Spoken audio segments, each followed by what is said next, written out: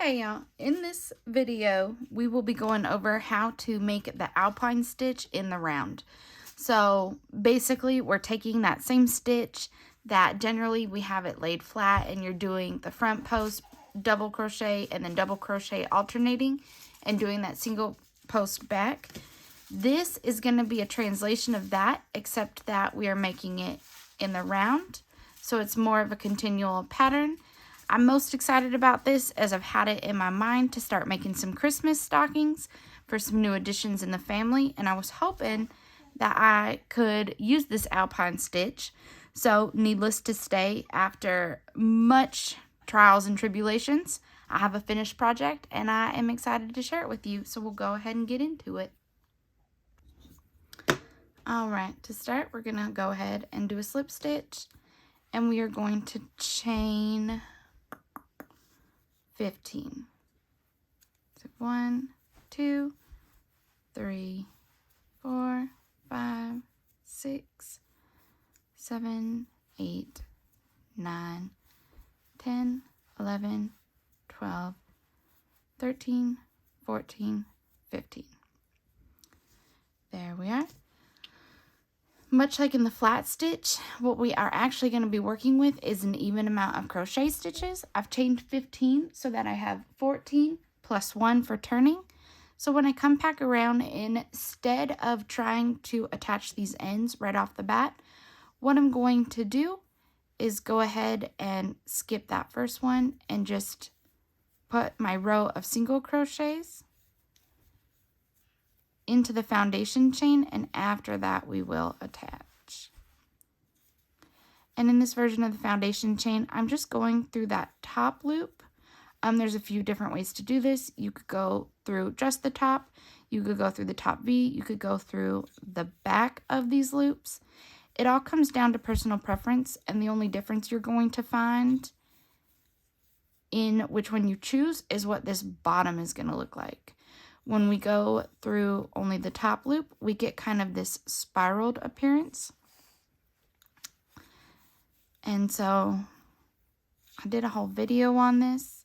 You can kind of play around. It really doesn't matter where you go through. It depends on which is, honestly, easiest. Going through this top is easiest. Or for instance, if you go through the back, it does have a slightly nicer appearance in my opinion, but I went through the top. So I'm going to bring this around. I put the single crochet stitches in before I connected it because it made it so much easier. I'm not getting this twisted anywhere. It gets kind of difficult the longer your chain gets if you're trying to connect these. And then to do my slip stitch, I'm going from the outside to the inside and bringing it around and slip stitching. And so it does have this kind of gap right here. When I sew this tail in, I'll make sure to sew it to the left and kind of close up that gap so it's not as visible.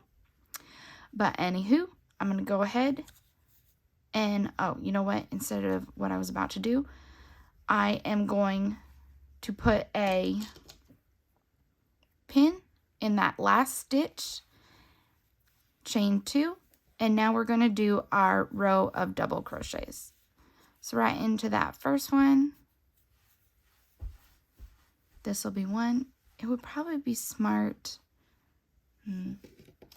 I have been trying a few variations of this, and I keep just going haywire with the stitch count. So not only am I putting a pin in the last stitch I want to go through, I'm going to put a pin at the top to mark what my actual first stitch would be. Because possibly my issue is I might be going into the chain itself, which is something we don't want to do. But anyway, we'll go ahead and add these double crochets.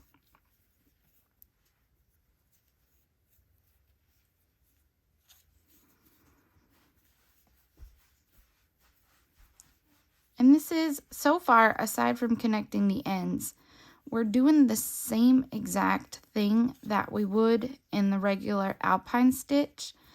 The next noticeable difference, and I really want the appearance to be the same. So instead of in the flat stitch where we would do our return pass, or we would work single crochet stitches into the back row to come to the back, we're still going to put a row of single crochets because I think it does add to the appearance, but it would be the front. And that might be able to help keep our stitch count. The big trick here, and the biggest issue I've been having while playing with this, because I haven't actually successfully done it yet, let's pray this will be the successful one, is keeping the stitch count in here. And so we have that marker. We know this is our actual last stitch. Is that, I don't know if it's coming through. That's my dog. He acts like he's tough. It's tiresome. All right, so I've got the top here, and I can check my count. This would be my first one. 1, 2, 3, 4, 5, 6, 7, 8, 9, 10, 11, 12, 13, 14, 15. Wonderful. So for the moment, I say this with great paranoia, we have our stitch count. So now, instead of slip stitching and chaining, what I want to do is just make this pattern continual. I don't want there to be a break or a seam.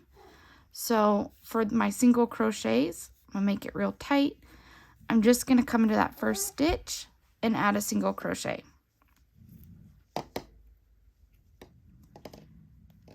And then I'm gonna pull this guy off, and I'm gonna just keep these markers. I'm gonna put these markers everywhere because, again, forewarning, keeping the stitch count has been painful so far. So now I'll be able to go through and just add my single crochets in my next row. Okay, so I went ahead and put in that row of single crochets. So what we have now is the foundation chain, a row of single crochets, our double crochets, and another row of single crochets. What I'm going to go ahead and do is mark this guy as our very last stitch, and we are going to start putting in our row of front post and then back post. Well, front post, double crochets, and then just regular double crochet. So to do that, I'm going to chain 2, and it's kind of hard to see. So if it looks like it just goes on top of it, that's because this would technically be our last one. So when we do our very first front post crochet, I'm not going to do the post that's directly under my chain.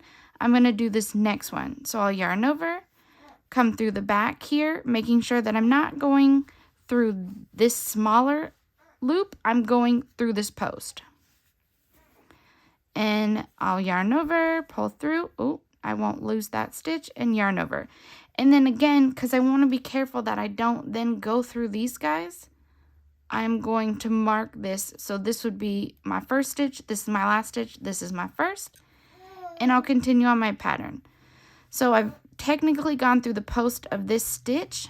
I would skip this stitch and just do a double crochet through my next. And then to continue my pattern, I'll yarn over.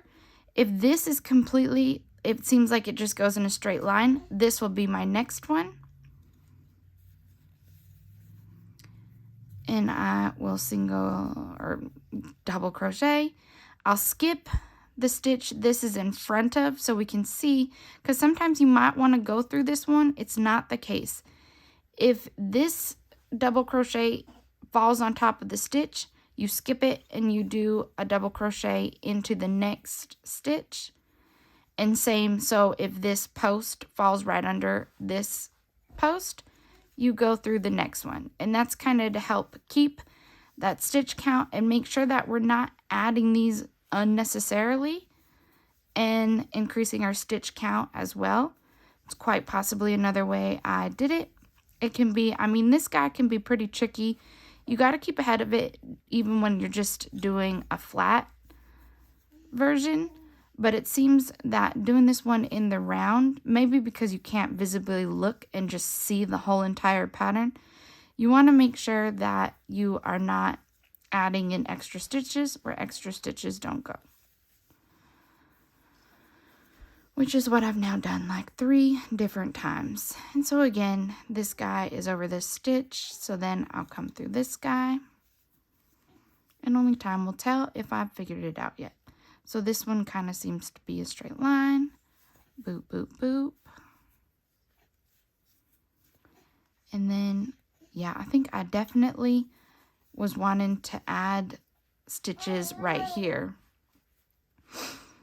but we'll see. So I just did a back one, so now I'm going to, oh, and that is my child getting possibly fussy or just talking. It's currently mystery. And then I think my very last stitch, let's see, I might have finished up. Sir, you all right? Okay, let's do a count real quick. So because this is a post, I'm going to pretend like this is my last stitch, because when I go into the next row, it'll swing it back in, but right now it seems to be unconnected. But if I started here and I said 1, 2, 3, 4, 5, 6, 7, 8, 9, 10, 11, 12, 13, 14, 15. Cool. So currently, I have maintained my stitch count.